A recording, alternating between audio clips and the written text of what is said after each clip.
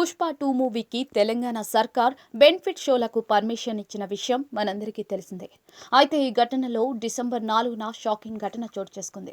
దిల్సుఖ్ నగర్ నుంచి తన కుటుంబంతో కలిసి సరదాగా సినిమా చూసేందుకు రేవతి అనే మహిళ వచ్చింది. అప్పుడు ఒక్కసారిగా తొక్కిసలాట జరిగింది. ఈ నేపథ్యంలో రేవతి తొక్కిసలాటలో ఊపిరాడక చనిపోయిన విషయం తెలిసిందే. ఆమె కొడుకు శ్రీతేజ్ను మొదట దుర్గాబాయ్ దేశ్ముఖ్ హాస్పిటల్కు తరలించారు. అక్కడ చికిత్స అందించారు. తాజాగా బాలుడ్ని కిమ్స్ కు తరలించినట్లుగా తెలుస్తోంది. ఈ నేపథ్యంలో ఇటీవల ఈ ఘటనపై అల్లు అర్జున్తో పాటు సంధ్య థియేటర్ యాజమాన్యంపై పోలీసులు కేసు నమోదు చేశారు. ఈ కేసులో A11 గా ఉన్న అల్లు అర్జున్ను అరెస్ట్ చేశారు. అనేక నాటకీయ పరిణామాల తర్వాత తెలంగాణ హైకోర్టు మాత్రం మధ్యంతర బెయిల్ను ఇచ్చిన విషయం తెలిసిందే. గతంలోనే అల్లు అర్జున్ రేవతి కుటుంబానికి సారీ చెబుతూ వీడియోలను విడుదల చేశారు. ఆ కుటుంబానికి 25 లక్షలు ప్రకటించారు.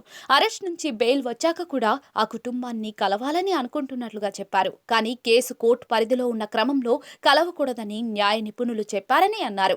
అయితే అల్లు అర్జున్ టీం మాత్రం శ్రీతేజ కుటుంబంతో టచ్ లో ఉన్నామని, వైద్య ఖర్చులు భరిస్తున్నామని కూడా చెప్పినట్లుగా తెలుస్తోంది. అంతేకాకుండా ఇటీవల సింగపూర్ నుంచి 4 లక్షల రూపాయల కాస్ట్లీ ఇంజెక్షన్స్ సైతం తెప్పించినట్లుగా వార్తలు వచ్చాయి. అయితే తాజాగా హైదరాబాద్ సిపి ఆనంద్ శ్రీతేజను పరామర్శించినట్లుగా తెలుస్తోంది.